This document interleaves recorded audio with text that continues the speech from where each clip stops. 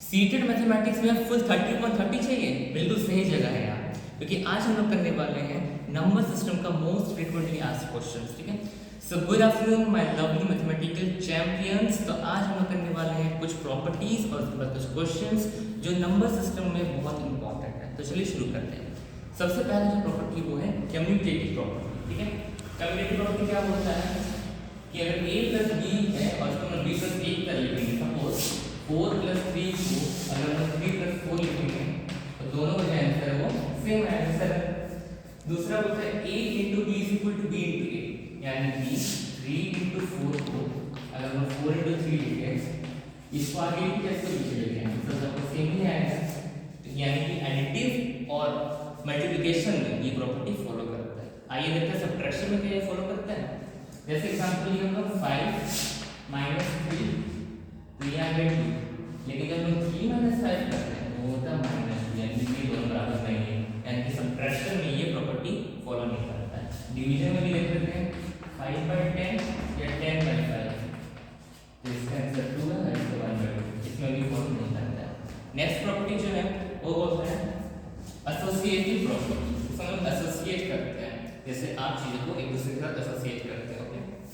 जैसे first term है a, इसमें b प्लस c, इसको एक साथ रखिए और a प्लस b को एक साथ रखिए फिर c। जैसे एग्जांपल से समझते हैं, जैसे 5 प्लस 4 प्लस 3 लिखिए या 5 प्लस 4 प्लस 3, दोनों के आंसर सेम ही आएगा। ठीक है, नेक्स्ट है a into b into c या फिर a into b into c। जैसे 2 into 3 into 4 is equal to 2 into 3 into 4।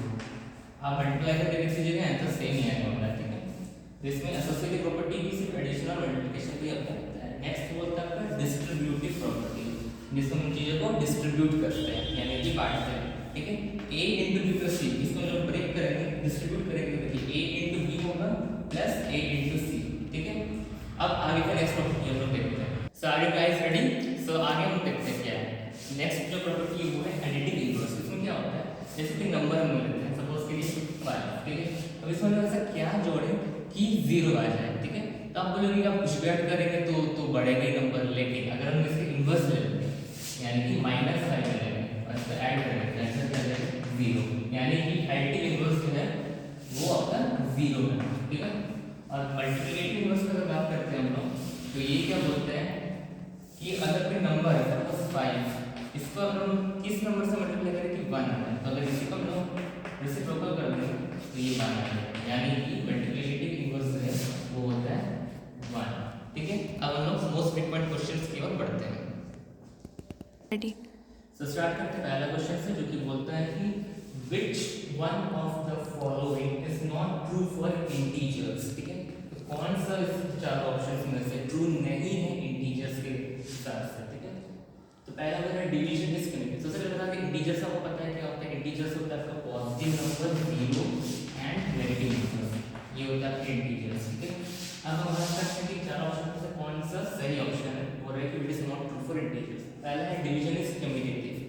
तो हम लोग ने देखा था कम्यूटेटिव प्रॉपर्टी जब हमने किया था, आप वीडियो के पीछे जाकर देख सकते हैं कि डिवीजन जो है वो कम्यूटेटिव प्रॉपर्टी नहीं शो करता है, और यहाँ पर पूछ रहे थे नॉट ट्रू, यानी कि ये प्रॉपर्टी सही है। ठीक है, नेक्स्ट देखते हैं one is the multiplicative identity. हमने थोड़ा देर पहले ही मल्टीप्लिकेटिव इनवर्स पढ़ा था, यानी मल्टीप्लिकेटिव आइडेंटिटी पढ़ा था। उसमें हमने क्या बताया था कि वन जो है वो मल्टीप्लिकेटिव आइडेंटिटी है, यानी कि ये सही है। ठीक है, हमने तो पूछ रहे कि नॉट ट्रू, यानी कि ये सही है, इस हिसाब से ये आंसर गलत हो जाएगा, और 0 जो है वो एडिटिव आइडेंटिटी होती है। ठीक है, नेक्स्ट बोलते हैं सब्ट्रैक्शन इज नॉट कम्यूटेटिव। बिल्कुल सही बात है, सब्ट्रैक्शन कम्यूटेटिव नहीं है, क्योंकि हमने पहले ही बताया था कि 5 plus 6 is not equal to 3 minus 5। Subtraction की जब बात करते हैं तो 5 minus 3 is not equal to 3 minus 5। ठीक है, नेक्स्ट है मल्टीप्लिकेशन इज एसोसिएटिव। तो हाँ बिल्कुल एसोसिएटिव है, a इंटू बी करिए या b इंटू a करिए या फिर a into b into c करिए, a इंटू b के साथ रखिए और इंटू c करिए, सेम ही आएगा, यानी इन चारों में से करेक्ट आंसर वो ही है। ओके, नेक्स्ट क्वेश्चन देखते हैं जो बोल रहे हैं कि x plus 5 plus 7y is written as 5 plus x plus 7y, then which of the following property is being used? Okay, तो जैसे x plus 5 plus 7y, इसको लिखा गया है 5 plus x plus 7y। ये देखा कैसा लग रहा है आपको? बिल्कुल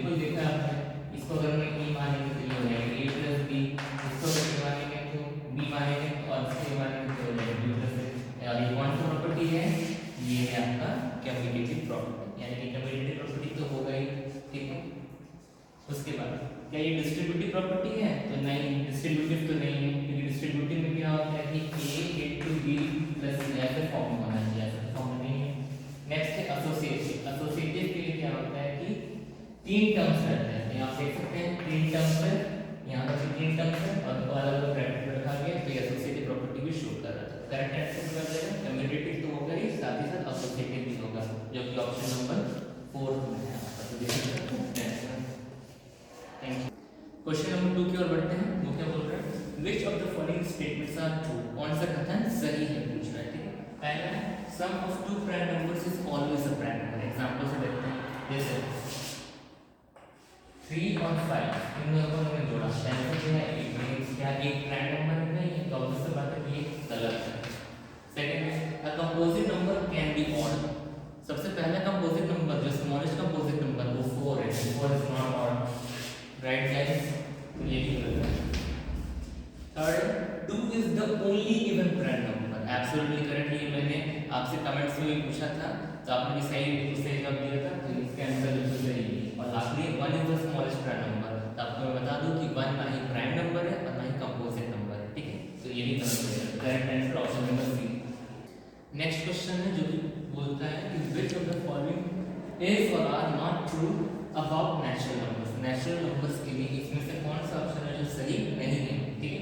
पहला every prime number is an odd number. सारे प्राइम नंबर्स के ऑड है? नहीं, अभी हमने देखा कि 2 जो है इकलौता ऐसा प्राइम नंबर जो इवन है, यानी ये ट्रू नहीं है, तो ये पे ऑप्शन होगा, ठीक है। दूसरा है all even numbers are composite. Composite number क्या होता है कि जिसके अपने नंबर और 1 के अलावा भी कुछ और फैक्टर्स हैं, यानी कि 2 फैक्टर्स हो 1 के अलावा, ठीक है। तो बोल रहे कि सारे इवन नंबर्स कंपोजिट नंबर्स है, ऐसा नहीं है, बिकॉज़ 9 जो है वो तो इवन नंबर नहीं है लेकिन कंपोजिट है, क्योंकि उसके फैक्टर्स क्या है? 1 है, 3 है, 9 है, 2 से ज़्यादा फैक्टर्स है, तो 9 तो एक कंपोजिट नंबर है लेकिन वो इवन है, यानी कि ये भी ट्रू नहीं है। नेक्स्ट है the sum of two prime numbers is always an even number. आइए देखते हैं, सपोज 3 प्लस 2 अगर मैं करता हूं, दो प्राइम नंबर्स की उन दोनों को ऐड किया, क्या आया? 5।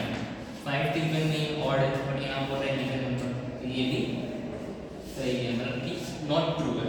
यानी कि अगर हम देखें ओनली सी नहीं, ओनली बी नहीं, ऑल ए बी एंड सी, हाँ ये हो जाएगा आपका करेक्ट आंसर। गाइस आप लोग बोर हो रहे हैं क्या? चलिए कुछ इंटरेस्टिंग क्वेश्चंस करते हैं, क्योंकि मुझे लग रहा है कि आप लोग बोर हो रहे हैं थोड़ा, तो कुछ इंटरेस्टिंग करते हैं। जैसे हम उसकी कितने pairs of twins and numbers are there in 1 to 100। ये बहुत फेमस क्वेश्चन है, आइए जानते हैं इसका करेक्ट आंसर क्या है। सबसे पहले कांसेप्ट क्लियर होना चाहिए आपका कि ट्विन प्राइम नंबर्स होते क्या हैं। ट्विन प्राइम नंबर्स ऐसे प्राइम नंबर्स के पेयर्स होते हैं, पेयर्स यानी कि जोड़ी, जिनका जो डिफरेंस है वो 2 का होता है। जैसे आइए देखते स्टार्टिंग से 1 to 100 बोल रहे हो, सबसे पहला जो पेयर बनेगा वो होगा 3 and 5 का, देन 5 and 7 का, देन 11 and 2 का, उसके अलावा 17 and 19 का, देन 29 and 31 का, देन 41 and 43 का, उसके अलावा 59 and 61 का, एंड 71 and 73 का। तो ये जो इतने भी नंबर्स है, पेयर्स बने हैं, उनके जो डिफरेंस हो दो कितने नंबर्स हैं? 1 2 3 4 5 6 7 8। ऑप्शन में लिखते हैं नाम पे 8 है, पहला आंसर ही 8 है, this is the correct answer. So guys हमने 5 क्वेश्चंस किए और आपका होम टास्क है कि जो आखिरी के 2 क्वेश्चन है उसका आपको सॉल्व करना है। क्वेश्चन आपको पढ़ के बता देता हूं। पहला क्वेश्चन है the number of composite numbers between 101 and 120 कितने हैं? आपके ऑप्शन से 40 15 17 and 19, तो आपको 101 और 120 के बीच में कितने कंपोजिट नंबर से वो फाइंड करने हैं, आपको करेक्ट ऑप्शन पे टिक लगाना है, जो आपको मैं नीचे कमेंट्स में बताऊंगा। दूसरा जो क्वेश्चन है what is the largest 4 digit number exactly divisible by 88? तो इसके लिए 4 ऑप्शंस है, आपको बताना है। ये मैंने पहले ही बताया कि इस तरह के क्वेश्चंस को कैसे डील करना है, डिविजिबिलिटी रूल वाले वीडियो में जाके देखिए अगर आपको इसमें डाउट है, और कमेंट्स में सही आंसर भेजिए। अगर आपको डाउट्स है तो आप कमेंट्स में पूछ सकते हैं and I will surely clear your doubts. Okay, thank you.